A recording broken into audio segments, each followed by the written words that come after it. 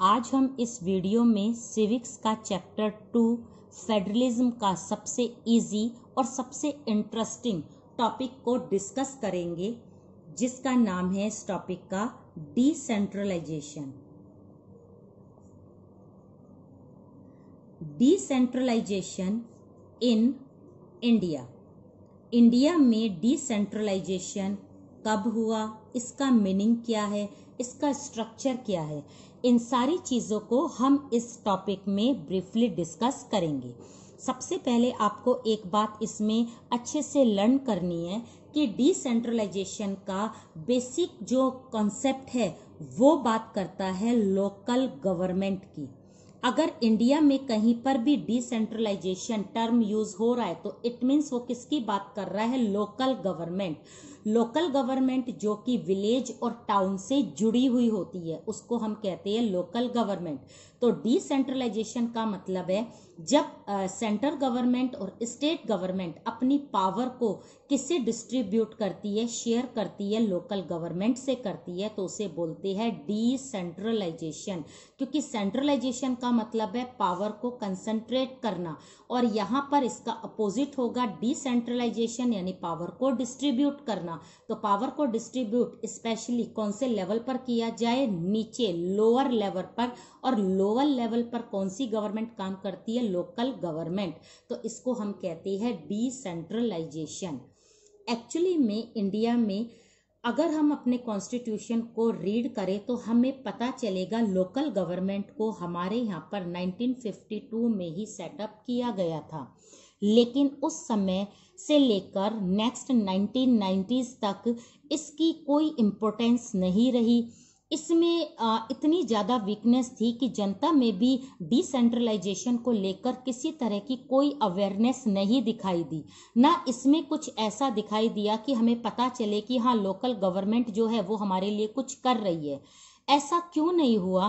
क्योंकि उस समय हमारा डिसेंट्रलाइजेशन बहुत ही कमज़ोर और वीक था।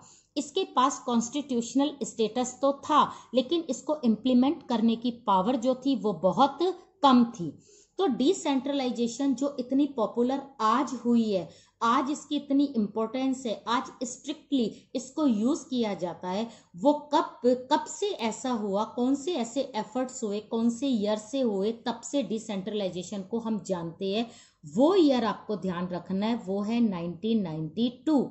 यानी 1990s में हमारी गवर्नमेंट ने बहुत सारे ऐसे स्टेप उठाए जिससे कि डिसेंट्रलाइजेशन को पावर मिली, सपोर्ट मिला। उसके बाद decentralization it means local government को हम सारे लोग जानने लगे और इसकी पॉपुलैरिटी भी बढ़ने लगी। तो हम देखते हैं 1992 में फर्स्ट जो प्रोविजन हुआ था वो था regular election. Local self government में इलेक्शन रेगुलर होने लगे। जहां पर रेगुलर इलेक्शन नहीं होते थे वहां पर एक्शन लिया जाने लगा। नेक्स्ट आती है रिजर्व सीट्स।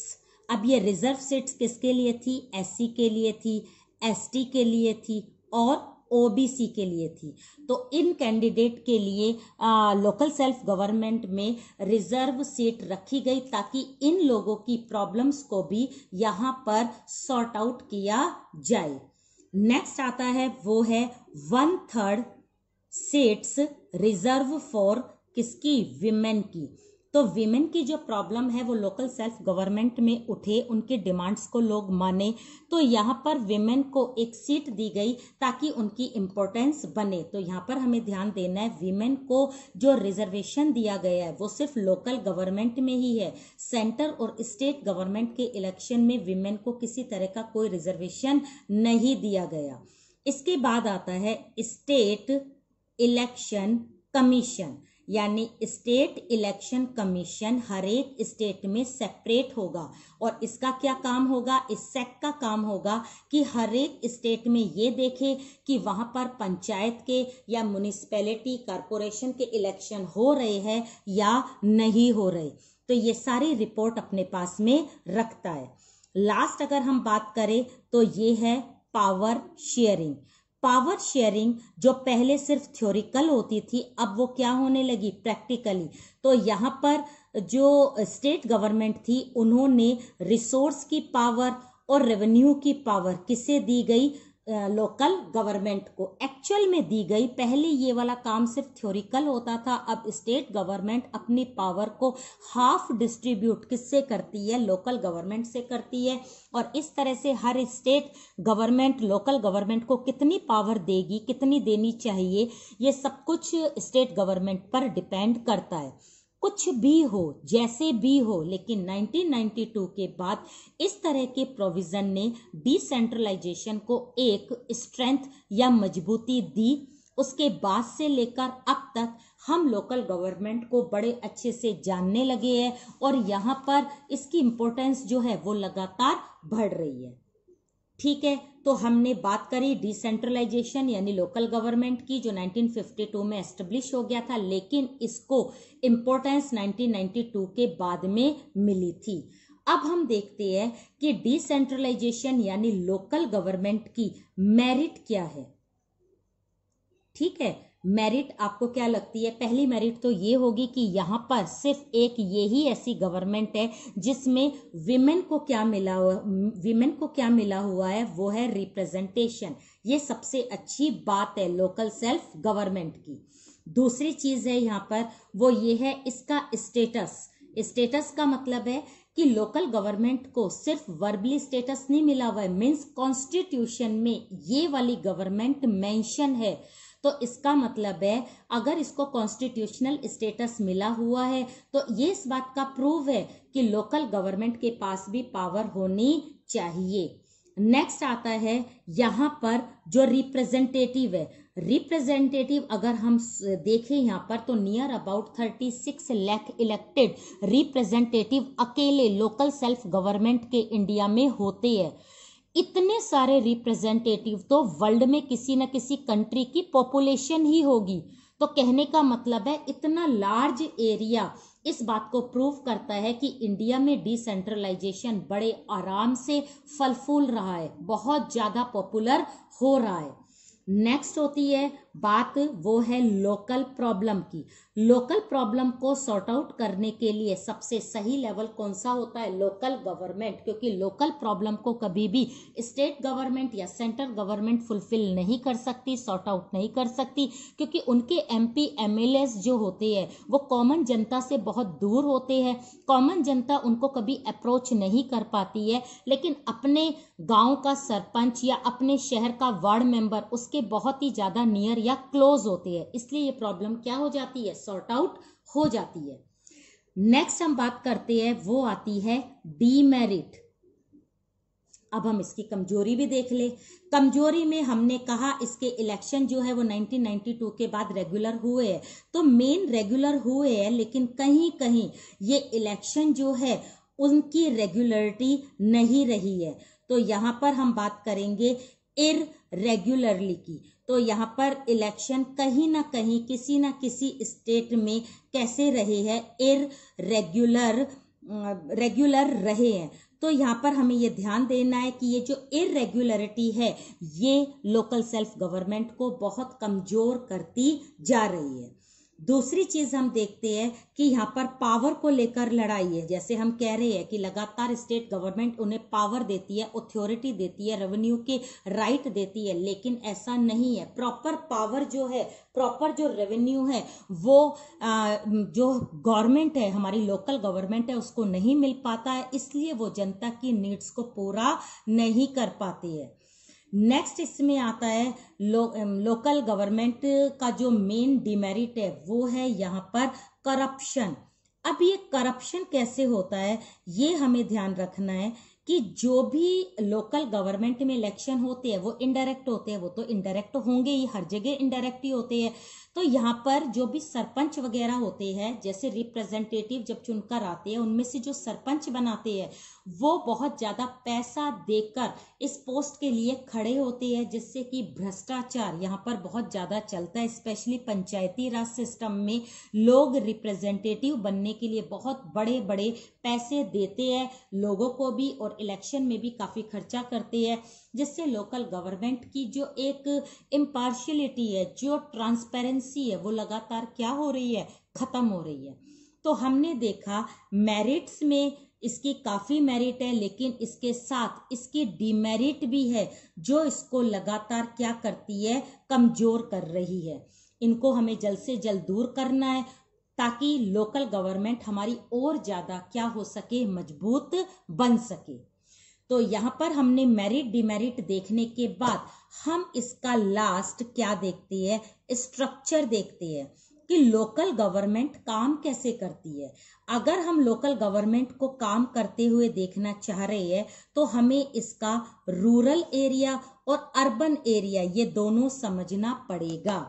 हमने बात करी थी कि डिसेंट्रलाइजेशन यानी लोकल गवर्नमेंट 1992 के बाद मजबूत हुआ था, तो मजबूत कौन से अमेंडमेंट एक्ट के थ्रू हुआ था, तो रूरल एरिया में जो अमेंडमेंट हुआ था वो था 73rd, और अर्बन एरिया में जो अमेंडमेंट हुआ था वो हुआ है 74th। तो 1992 में जो 73वां संविधान यानी कॉन्स्टिट्यूशन में जो चेंज हुआ था वो रूरल एरिया को लेकर हुआ था, और 1992 में ही अर्बन एरिया में जो चेंज हुआ था वो हमारे कॉन्स्टिट्यूशन में 74th अमेंडमेंट के थ्रू किया गया था। ठीक है, अब हमें यहाँ पर लेवल देखने हैं, रूरल के अलग और अर्बन के अलग। रूरल एरिया में सबसे छोटा लेवल होता है विलेज लेवल। विलेज लेवल पर यानी हर विलेज में एक ग्राम पंचायत काम करती है। ठीक है, इन ग्राम पंचायत को कौन चुनता है, कौन इलेक्ट करता है, वो होती है ग्राम सभा। ग्राम सभा में कौन लोग होते हैं, जो वोटर्स होते हैं, जो एडल्ट सिटीजन होते हैं, जिनकी एज जो है वो 18 से अबव है, वो सारे ग्राम सभा के मेंबर होते हैं और वो वोट देकर ग्राम पंचायत को चुनते हैं। अब यहाँ पर ग्राम पंचायत के दो हेड होते हैं, एक पॉलिटिकल हेड होता है जिसे हम बोलते हैं सरपंच, क्योंकि ये इलेक्ट होता है, और एक हेड जो होता है वो होता है गवर्नमेंट के थ्रू अपॉइंट किया जाता है, जिसे हम बोलते हैं सेक्रेटरी।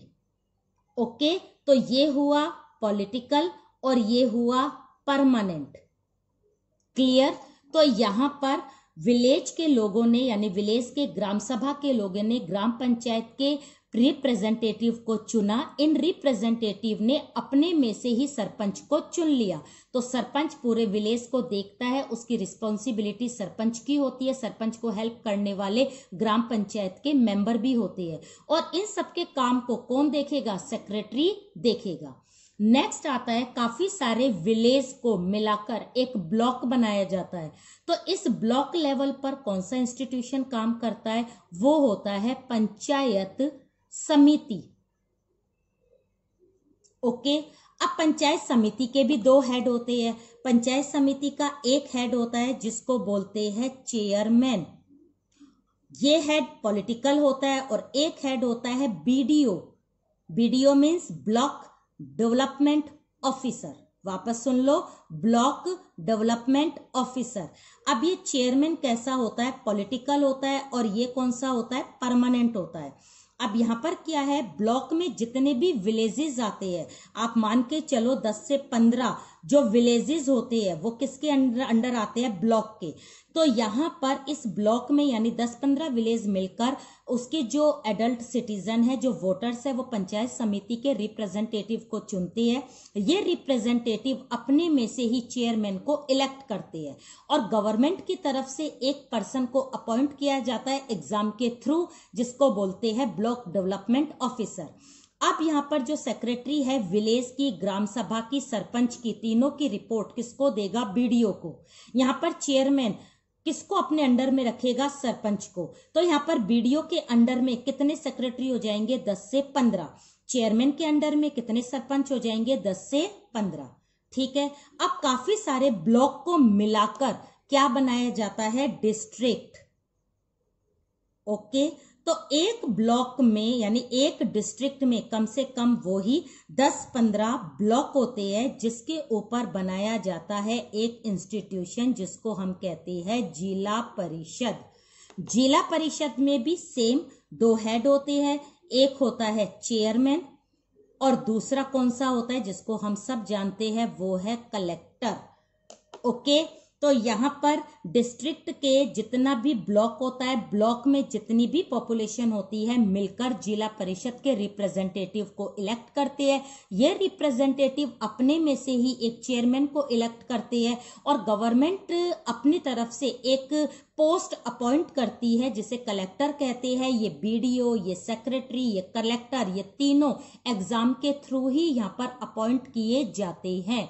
तो कलेक्टर के अंडर में ये सारा ब्लॉक और सारे विलेज इसके अंडर में रहते हैं। कलेक्टर बीडीओ को रिपोर्ट देने के लिए कहते हैं, बीडीओ सेक्रेटरी को रिपोर्ट देने के लिए कहते हैं। तो यहाँ पर हमने किस तरह से देखा कि कलेक्टर को यदि किसी विलेज की रिपोर्ट चाहिए तो वो बीडीओ को कहेगा, बीडीओ पर्टिकुलर उस विलेज के सेक्रेटरी से कहेगा और सेक्रेटरी ये रिपोर्ट बीडीओ के थ्रू किसको देगा, कलेक्टर को देगा। तो यहाँ पर विलेज लेवल पर ग्राम पंचायत काम करती है। काफी सारी विलेज को मिलाकर ब्लॉक बनाया जाता है। ब्लॉक लेवल पर पंचायत समिति काम करती है। काफी सारे ब्लॉक को मिलाकर डिस्ट्रिक्ट बनाया जाता है और डिस्ट्रिक्ट लेवल पर जिला परिषद काम करती है। तो इस तरह से रूरल एरिया जो होता है हमारा स्टेट के अंदर, उसमें इस तरह से लोकल जो अपनी सेल्फ गवर्नमेंट है वो इस तरह से काम करती है। अब हम यहाँ पर अर्बन एरिया को भी देख ले। अर्बन एरिया में यानी शहरों में कुछ शहर जो होते हैं वो बहुत ही लार्ज पॉपुलेशन वाले होते हैं जिनको हम कहते हैं मेट्रो सिटी। मेट्रो सिटी की जो पॉपुलेशन है वो अबाउ 10 लाख होती है। तो 10 लाख से ऊपर जिसकी भी पॉपुलेशन हो उसमें मेट्रो सिटी उसको डिक्लेयर कर दिया जाता है। और यहाँ पर जो इंस्टीट्यूशन काम करता है, ठीक है, उसको हम बोलते हैं म्युनिसिपल कॉरपोरेशन यानी नगर परिषद। और इस नगर परिषद का जो हेड होता है उसको हम बोलते हैं मेयर। ये तो आप समझ गए होंगे कि मेट्रो सिटी वाले जो लोग होते हैं वो म्युनिसिपल कॉरपोरेशन के रिप्रेजेंटेटिव को इलेक्ट करते हैं और वो अपने में से किसको इलेक्ट करते हैं, मेयर को। ठीक है। अब मेट्रो सिटी यानी बहुत बड़े सिटी से छोटी भी पॉपुलेशन वाले शहर होंगे जिनको सिंपल सिटी बोला जाता है और इनकी पॉपुलेशन जो होती है वो होती है अबाउ 1 लाख यानी 1 लाख से ऊपर लेकिन 10 लाख से कम जो पॉपुलेशन होती है वहां पर सिटी को डिक्लेयर किया जाता है। और यहाँ पर जो इंस्टीट्यूशन काम करता है उसको हम बोलते हैं म्युनिसिपैलिटी यानी नगर पालिका। तो यहाँ पर नगर पालिका के रिप्रेजेंटेटिव को सिटी के लोग इलेक्ट करते हैं और ये रिप्रेजेंटेटिव अपने में से ही एक म्युनिसिपैलिटी का क्या इलेक्ट करते हैं, चेयरमैन, जो इसका हेड होता है। ठीक है। कुछ एरिया ऐसे होते हैं जिसकी पॉपुलेशन सिटी से कम होती है लेकिन विलेज से ज्यादा होती है। तो वहां पर यानी उस एरिया को किसका नाम दिया जाता है, वो होते हैं टाउन। और टाउन में जो पॉपुलेशन मानी जाती है वो होती है बिलो 1 लाख यानी 1 लाख से नीचे जितनी भी पॉपुलेशन है वहां पर टाउन काम करती है। और टाउन में जो इंस्टीट्यूशन यहाँ पर सेटअप होता है वो होता है नगर पंचायत। ठीक है। अब ये जो नगर पंचायत है इन्हें कौन लोग चुनेंगे, टाउन के लोग चुनेंगे। अब यहाँ पर इलेक्ट टाउन के लोग नगर पंचायत के रिप्रेजेंटेटिव को करते हैं और ये रिप्रेजेंटेटिव नगर पंचायत का हेड किसको बनाते हैं, चेयरमैन को। तो सिंपल यहाँ पर भी चेयरमैन है, यहाँ पर भी चेयरमैन है, आपको लर्न करने की जरूरत नहीं है। 1 मार्क में क्वेश्चन मेयर का ही आता है कि म्युनिसिपल कॉरपोरेशन का हेड कौन होता है, तो वो आपको ध्यान रखना है, वो मेयर होता है।